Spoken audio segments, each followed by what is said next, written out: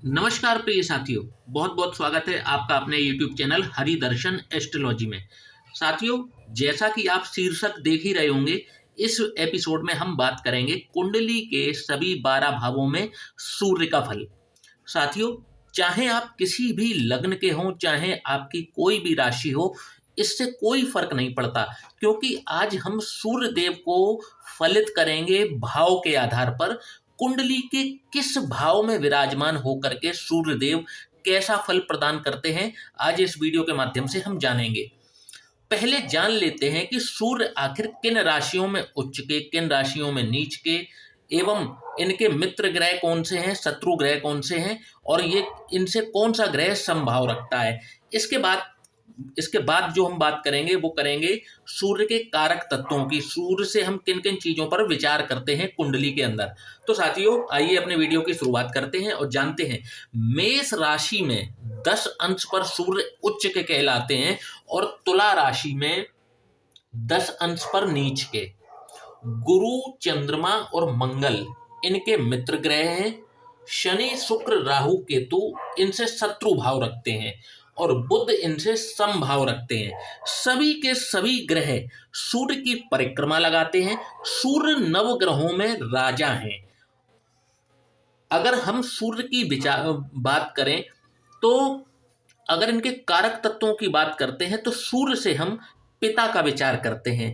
आपके अंदर आत्मबल जिसे कहा जाता है, सेल्फ कॉन्फिडेंस जिसे कहा जाता है, ये हम सूर्य से ही विचार करते हैं। व्यक्ति का अगर कॉन्फिडेंस डाउन है तो कहीं ना कहीं कुंडली के अंदर उनके सूर्य जो है पीड़ित हो रहे होते हैं, और किसी का कॉन्फिडेंस बहुत ही उच्च का है, कॉन्फिडेंट व्यक्ति है, आत्मसम्मान पर जोर देने वाला व्यक्ति है, तो समझ लीजिए ऐसे व्यक्ति का सूर्य जो है वो बलवान है। सूर्य से हम सरकार का भी विचार करते हैं। सूर्य राजा हैं। तो साथियों, कुंडली के विभिन्न 12 भावों में ये कैसा परिणाम देंगे, आइए देखते हैं और शुरुआत करते हैं लग्न से। जब भी सूर्य लग्न में विराजमान हो तो कैसा परिणाम दिखाएंगे। साथियों, यदि लग्न भाव में जो कि व्यक्ति का व्यक्तित्व, उसकी पर्सनैलिटी वो स्वयं होता है, यदि यहाँ पर सूर्य देव विराजमान हो तो ऐसे व्यक्ति का जो शरीर है, उसका जो गठन है, शारीरिक जो संरचना है, बहुत ही गठीला बदन होता है, एक आकर्षक व्यक्तित्व का धनी होता है, एट्रैक्टिव पर्सनैलिटी होती है व्यक्ति की। परंतु यहाँ पर एक नेगेटिव पॉइंट भी है। इस स्थान पर बैठा हुआ सूर्य व्यक्ति को आलसी बना देता है। ऐसा व्यक्ति कामों में तो बहुत ही एक्सपर्ट होता है काम करने में, परंतु वो काम करता ही नहीं है। यदि या तो ये काम करेगा नहीं, और यदि इसने अपने हाथ में कार्य ले लिया है तो बहुत अच्छे से उस कार्य को अंजाम जरूर देगा, परंतु देखने में आया है कि ज्यादातर मामलों में ये आलस्य के कारण कई अवसर निश्चित रूप से खो बैठते हैं। इनको बिना बात के अनावश्यक क्रोध आता है, बार बार आता है। ये कोशिश करते हैं अपने क्रोध पर कंट्रोल करने की, प्रयास जरूर करते हैं, परंतु इनका ये प्रयास असफल ही रहता है। पर्यटन के, घूमने फिरने के बहुत ज़्यादा शौकीन होते हैं। नए नए स्थानों पर जाना, नए नए लोगों से मुलाकात करना, उनसे बातचीत करना इनको बेहद पसंद होता है। आंखों और त्वचा से संबंधित कोई ना कोई रोग इनको हमेशा लगा ही रहता है। इनके अंदर कामातुरता, काम की अग्नि बहुत ज्यादा होती है। इसको भी इनको जरूर कंट्रोल करना चाहिए। लग्न में जब भी सूर्य विराजमान होता है, व्यक्ति हृदय का बहुत ही दयालु, परोपकारी और साफ व्यक्ति होता है, परंतु ऐसा सूर्य व्यक्ति को आत्मसम्मान के लिए बहुत ज्यादा प्रेरित करता है। ऐसा व्यक्ति प्राउडी नेचर का हो सकता है और ये दूसरों को ऐसे किंग लाइक ट्रीट करता है जैसे कि स्वयं ये राजा हों, और यदि आपने इनके सम्मान को जरा सी भी ठेस पहुंचाने की कोशिश की तो फिर इनसे बुरा संसार में आपके लिए कोई हो भी नहीं सकता।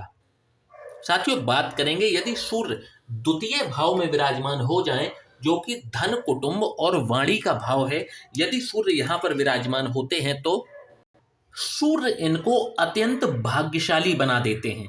ये जिस किसी कार्य में भी अपना हाथ डालते हैं, यदि थोड़ी सी भी मेहनत, थोड़ा सा भी ठीक ठाक समय और प्लानिंग के साथ यदि इन्होंने उस कार्य को शुरू किया तो उसमें इनको सफलता अवश्य मिल जाती है। धन की कोई कमी इनको नहीं होती, अर्थात ऐसा कोई कार्य नहीं होता इनके जीवन में जो ये कह सकें कि मेरा ये कार्य धन की कमी की वजह से रुक गया। वाहन का सुख बहुत जल्दी ही प्राप्त होता है। निरंतर ये वाहन अपना परिवर्तन भी करते रहते हैं। नित नए वाहनों का सुख इनको मिलता रहता है। धन स्थान पर बैठा हुआ सूर्य जो है वो व्यक्ति को पुत्र रत्न की प्राप्ति भी अवश्य ही करवाता है।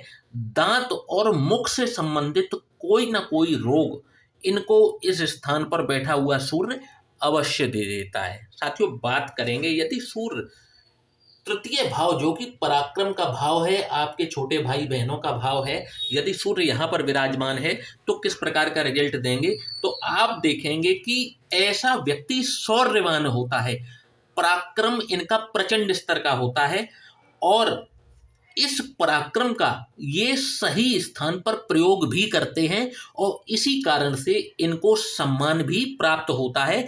कई बार ये सम्मान के भूखे भी होते हैं और अपना पैसा और अपना समय दोनों ये सिर्फ सम्मान प्राप्ति के लिए लगाते हैं और प्रतिफल में इनको सम्मान प्राप्त होता भी है।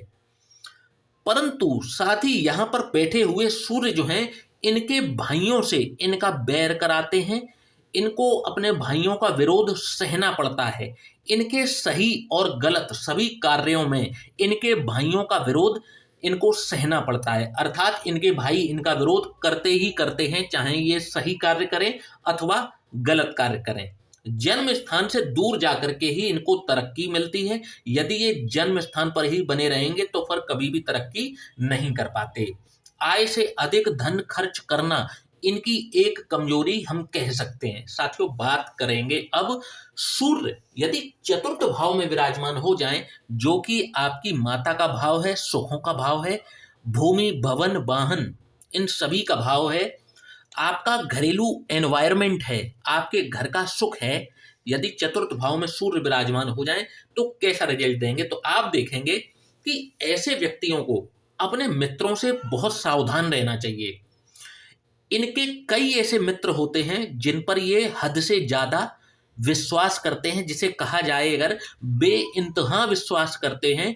इनका कोई ना कोई मित्र इनको जीवन में धोखा अवश्य देता है।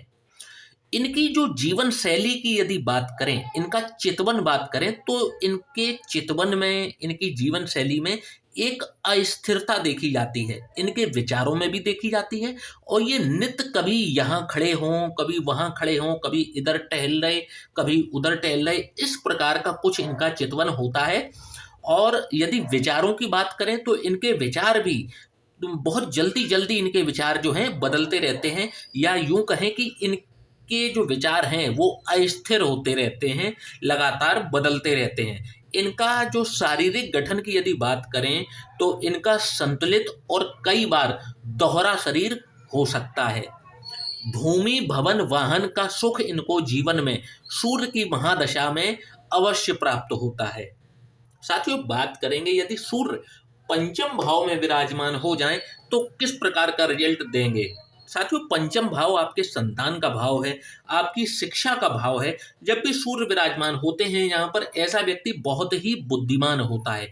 सभी लोग इनसे सलाह लेकर के कार्य करते हैं। विवेक का इस्तेमाल बहुत ही बेहतर और बहुत ही संतुलित ढंग से ये करते हैं।